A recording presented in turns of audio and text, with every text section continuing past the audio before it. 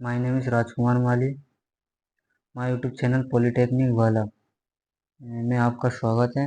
आज हम active transducer and passive transducer क्या होते हैं, इनके बीच में अंतर क्या है, ये दोनों पढ़ेंगे। तो एक तरफ हमने एक्टिव ट्रांसड्यूसर ले लिया, दूसरी तरफ हमने पैसिव ट्रांसड्यूसर ले लिया।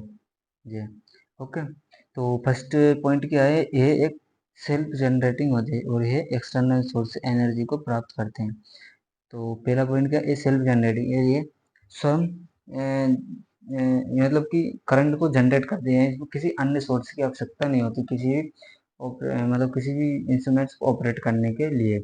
और जी क्या है, एक्सटर्नल सोर्स, इसमें किसी एक्सटर्नल सोर्स की आवश्यकता होती है। एक्टिव ट्रांसड्यूसर, पैसिव ट्रांसड्यूसर, जैसे कि एक्टिव ट्रांसड्यूसर की बात करें तो हम फोटोवोल्टिक सेल, जैसे फोटोवोल्टिक सेल जो होती है, जो ऊर्जा मतलब कि ऊर्जा को एनर्जी को मतलब जो सूर्य से आने वाली किरणों को, यानी को उसको किस में, टेम्परेचर को किस में कन्वर्ट कर देती है, इलेक्ट्रिकल में कन्वर्ट कर देती है।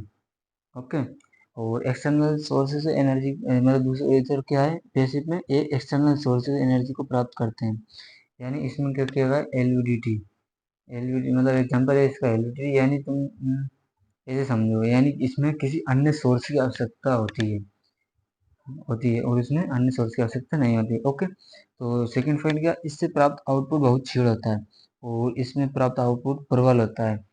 यानी क्षीण यानी कमजोर, प्रबल यानी मजबूत या मजबूत होता है। यानी क्षीण यानी थोड़ा ऐसे ही होता है, वीक सिग्नल होता है, यानी वीक जो होता है उसको एम्पलीफाई करना पड़ता है, उसमें प्रबल होता है पैसिव में। ओके। थर्ड पॉइंट क्या है, इस ट्रांसड्यूसर के साथ एम्पलीफायर का यूज किया जाता है। अब तीसरा पॉइंट क्या, इस ट्रांसड्यूसर के, क्योंकि इसका जो आउटपुट है वो बहुत क्षीण है, यानी थोड़ा कमजोर है।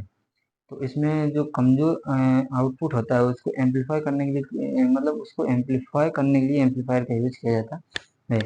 तो हम पैसिव ट्रांसड्यूसर में थर्ड पॉइंट देखते हैं, इस ट्रांसड्यूसर के साथ एम्पलीफायर का यूज नहीं किया, क्योंकि इसका जो आउटपुट होता है वो प्रबल होता है। इसका आउटपुट जो होता है जो प्रबल होता है। ओके।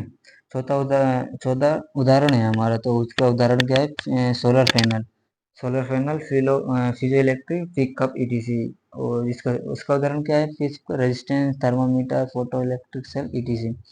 ओके। ये चौथा हमारा होगा। अब जो सोलर सेल होता है, इसमें या फिजो इलेक्ट्रिक या पिकअप में किसी अन्य सोर्स की आवश्यकता नहीं होती और इनमें अन्य सोर्स की आवश्यकता होती है।